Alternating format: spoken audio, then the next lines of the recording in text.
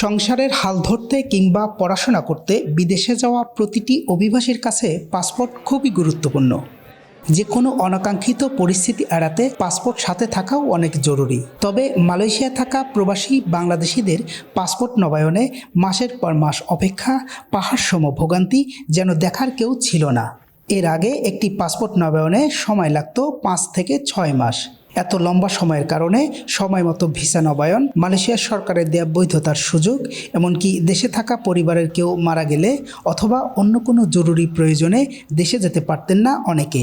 তবে বর্তমান সরকারের নির্দেশনা আর দূতাবাসের কর্মকর্তাদের আন্তরিকতায় সুদিন ফিরেছে পাসপোর্ট নবায়নে। আমি 26 দিনের মাথায় আমার পাসপোর্ট পাইছি। আমি সন্তুষ্ট আছি বাংলাদেশ হাই কমিশনারের প্রতি।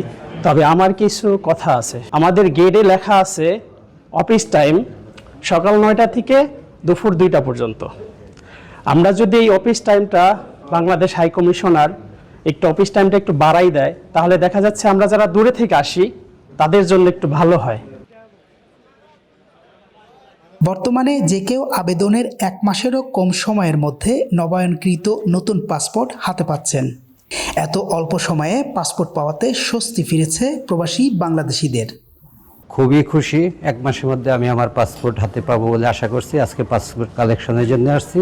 তবে একটা বিষয় লক্ষণীয়, পাসপোর্ট কালেক্ট করে আবার আমাদের স্কেল অফিসে যেতে হয়। এটা যাতে মাননীয় হাই কমিশনার সাহেব সদয় দৃষ্টি দেয় এবং এখান থেকে অ্যাক্টিভ করা যায় সে ব্যবস্থা করার জন্য বিনীত আহ্বান জানাচ্ছি। এদিকে অল্প সময়ে পাসপোর্ট নবায়ন করতে পারলেও কিছুটা ভোগান্তি সহ খরচ বেড়েছে একাধিক অফিসে যাতায়াতের কারণে। অর্থাৎ একজন আবেদনকারীকে পাসপোর্ট নবায়নের জন্য প্রথমে যেতে হয় একটি বেসরকারি কোম্পানিতে। সেখানে আবেদন প্রক্রিয়া শেষে ফিরে যেতে হয় নিজ গন্তব্যে। এরপর 20 থেকে 22 দিনের অপেক্ষা শেষে পাসপোর্ট সংগ্রহের জন্য যেতে হয় বাংলাদেশ হাই কমিশনে। সেখান থেকে পাসপোর্ট নিয়ে অ্যাক্টিভ করার জন্য যেতে হয় আবার সেই বেসরকারি কোম্পানিতে। যদিও চুক্তি অনুযায়ী পাসপোর্ট অ্যাক্টিভ করার ডিভাইসগুলো দূতাবাসেই থাকার কথা।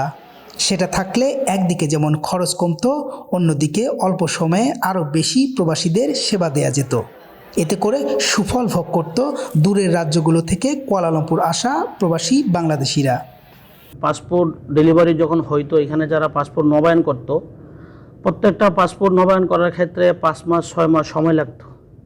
সেই ক্ষেত্রে এখন বর্তমান যে হাই কমিশনার মহোদয় যিনি আসছেন, উনি আপডেট দিচ্ছেন এবং এই পাসপোর্টগুলো 20 দিনের মধ্যে ডেলিভারি হচ্ছে।